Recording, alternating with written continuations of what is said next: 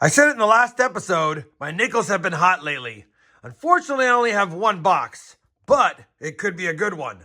Stay tuned for Nickel Hunt and Album Field episode number 109, and we have box number 86 to hunt.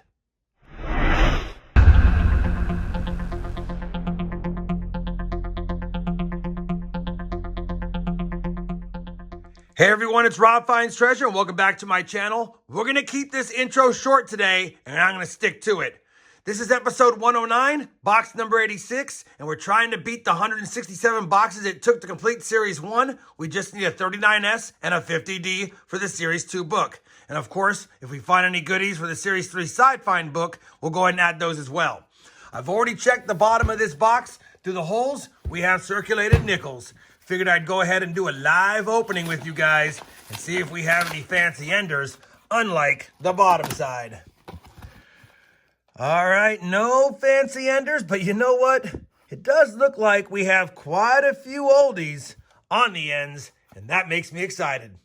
You guys know the drill. We'll give you a look at the books at the end after we compare the finds to them, but in the meantime, I'll be back once I have a find. Well, we're only about halfway through the first roll of the box, and I've got kind of an interesting nickel here.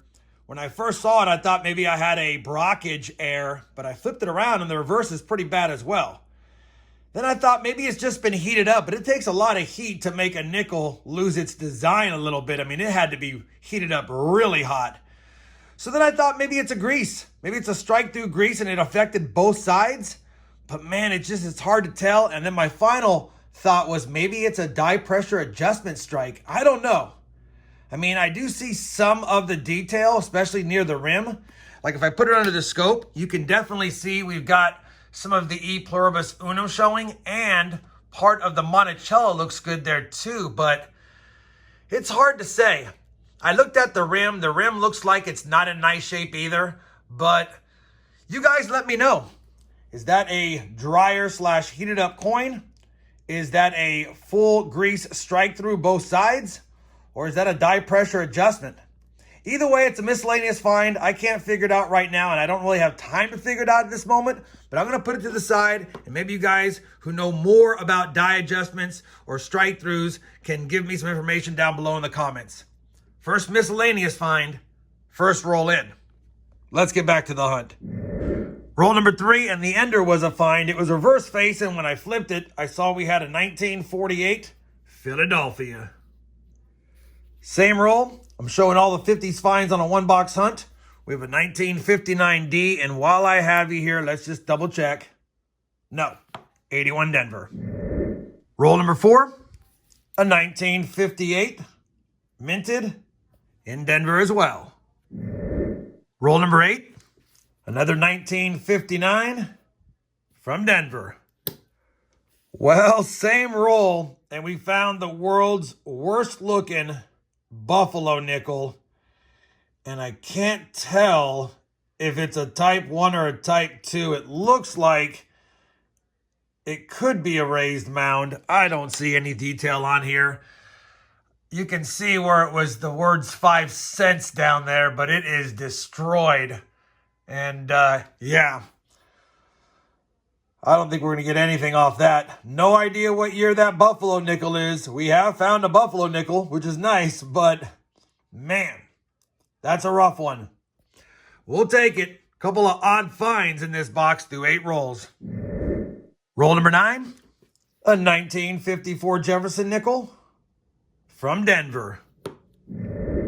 Roll number 11, yet another 1959, Denver. Roll number 12 is going to give us our oldest Jefferson nickel. This is a 1940 Philadelphia. Roll number 13. Now we've got a 1941 San Francisco. Roll number 18. We have our second nickel from 1948, also Philly. We're on roll number 19, and I had a dark edge, and sometimes the dark edges is just dug up nickels, but this time, when I flattened it out, I see we have a second buffalo nickel, and this one actually has a date. 1936, Denver. 1936 Denver. It actually has decent detail for being a 36 Denver, but definitely has some environmental damage to it. Still a nice buffalo nickel, a lot nicer than the last one. And surprisingly, we have 2 buffalo nickels in the first 19 rolls. Roll number 20, our first Jefferson from 1946. And that's a Philly. Roll number 22, our third nickel from 1948. All 3 of them, Philadelphia. Roll number 24, we've got our second nickel from 1954. And it's also a Denver in decent shape. Roll number 27, nothing fancy, just another 1959 nickel.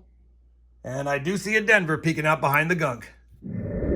Roll number 28, our first nickel from 1957, Denver.